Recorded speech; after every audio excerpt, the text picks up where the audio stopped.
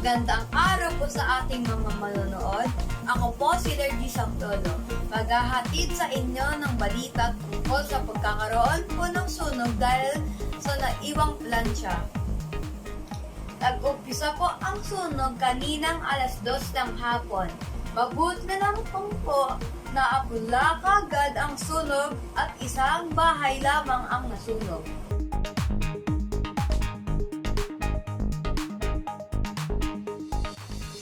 Nagbabalik po tayo dito sa isang lugar kung saan malapit sa nasunugan upang ma-interview po ang isang mami na namamalansya.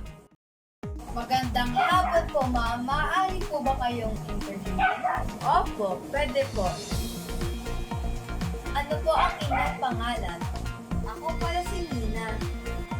Matagal na panahon na po ba kayo namamalansya? Oo, matagal na. Simula ko ay nagkaroon ng asawa.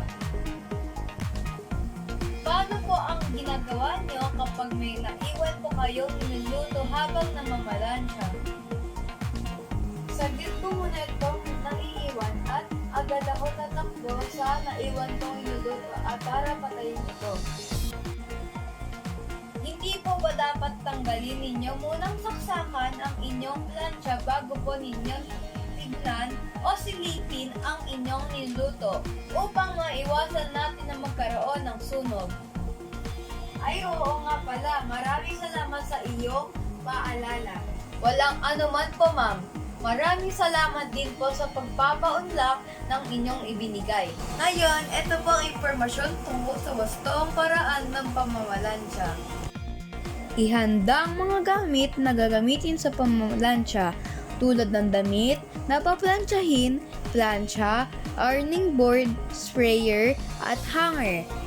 Baliktarin ang mga damit at unahin ang bulsa, laylayan ng damit at mga dugtungan. Ibalik sa karagayan ang damit, unang plansyahin ang kwelyo at manggas hanggang sa mga balikat at likod.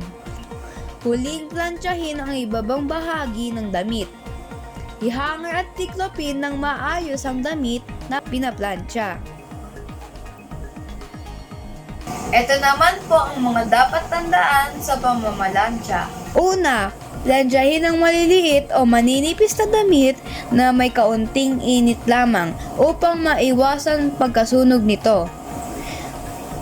Wisikan ng tubig gamit ang spray o hagurin ang basang bimpo ang gusot na damit upang madaling ito plansyahin.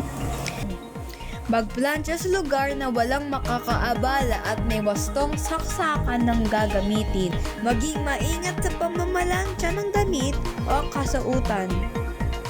Tanggalin sa saksakan ang kawad ng plansya o kung may gagawin ng iba, bagay upang maiwasan masunog ang kasautan o ating tahanan. Maraming salamat po. Ito po ang 5 Hours News TV. Muli ako po si Lergy Santolo, nag-uulat.